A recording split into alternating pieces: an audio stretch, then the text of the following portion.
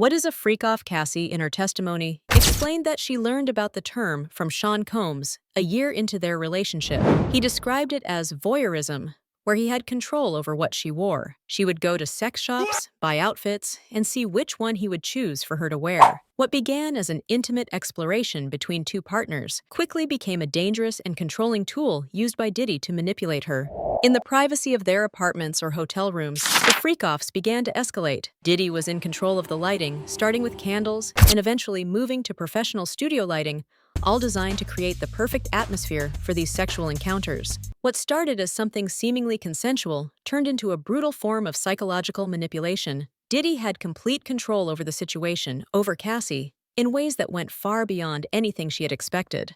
It's hard to understand the gravity of the situation unless you hear it from Cassie herself. She sat on the stand, clearly emotionally affected, but determined to speak her truth. As she described the abuse, the courtroom fell silent. The tension was palpable. Cassie was visibly pregnant, and yet she was here bravely recounting the trauma that had been part of her life for so long. She explained how Diddy's control wasn't just physical, it was emotional, mental, and professional. He controlled everything from her wardrobe choices, to the environment during their sexual encounters, to the people involved in these freak-offs. As Cassie continued, she revealed the extent to which Diddy used these sexual encounters as a form of leverage. He filmed them. He used these videos as a tool to manipulate and control her. If she didn't comply with his demands, he threatened to release these private videos. Cassie didn't feel she had a choice. The fear of public humiliation, of losing her career, and the threat of these intimate moments being exposed to the world kept her trapped. She stayed silent and complied, even when she didn't want to, even when she felt disgusted. The control was insidious.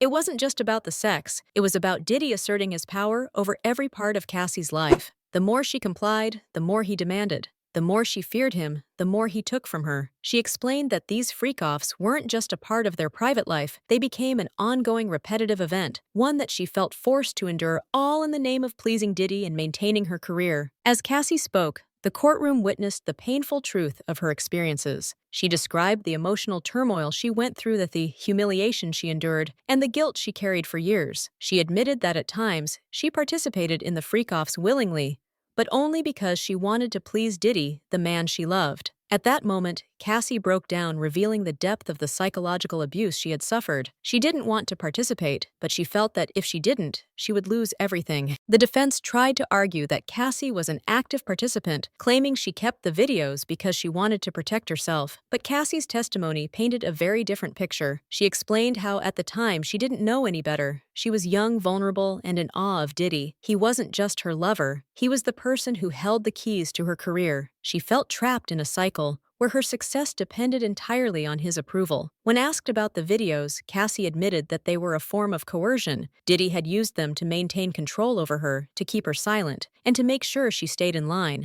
As the prosecution presented their case, it became clear that the videos were a central piece of evidence. These freak-off videos weren't just part of a private relationship. They were proof of manipulation and control. Diddy had used them as leverage, knowing that Cassie was too afraid to say no. If she refused to comply, he would ruin her life by releasing them. The power imbalance between them was staggering. Diddy had everything: money, fame, and influence, and he used those resources to control Cassie in ways that were both subtle and overt.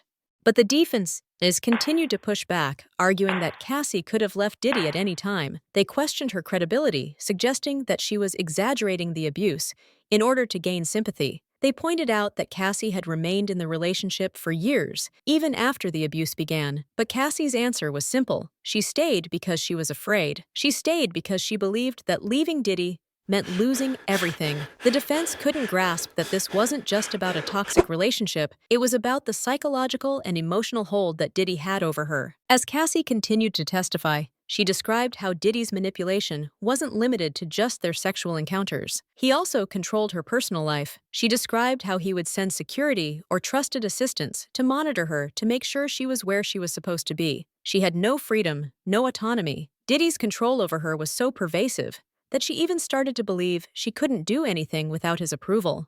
Cassie also spoke about the role of other people in Diddy's circle, how they were complicit in helping him maintain his control over her. She named a few individuals who, according to her testimony, helped facilitate the freak-offs, coordinating with escort services and traveling to different locations, all as part of Diddy's plan to control every aspect of her life. These people were part of the system that Diddy had built, and Cassie's participation, whether she wanted to or not, became part of that system too.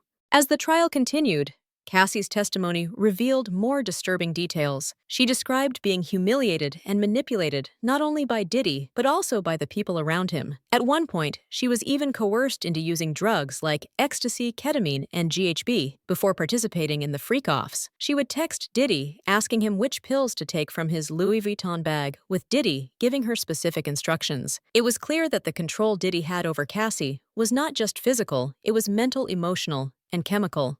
The defense tried to argue that Cassie was an active participant in these acts, pointing to the fact that she continued to work with Diddy even after the abuse began. But Cassie's testimony made it clear that she was trapped in a cycle of fear and manipulation. She didn't want to participate, but she felt she had no choice. She explained that every decision she made was shaped by the fear that if she didn't comply, Diddy would ruin her life. As the case neared its end, it became clear that this was not just about a relationship gone wrong, it was about the abuse of power, the exploitation of someone who was vulnerable, and the manipulation of a young woman by someone who had everything to lose. The defense may have tried to paint Cassie as a willing participant, but the evidence and her testimony painted a very different picture, a picture of fear, coercion, and emotional devastation. The prosecution's case was strong, but it was not without its complexities. Cassie's role in these encounters, her involvement in arranging the freak-offs, and the fact that she continued to work with Diddy for years after the abuse began, were all points that the defense latched onto. However, the prosecution's argument that Diddy used these encounters and the threat of exposure to maintain control over Cassie resonated deeply with the jury.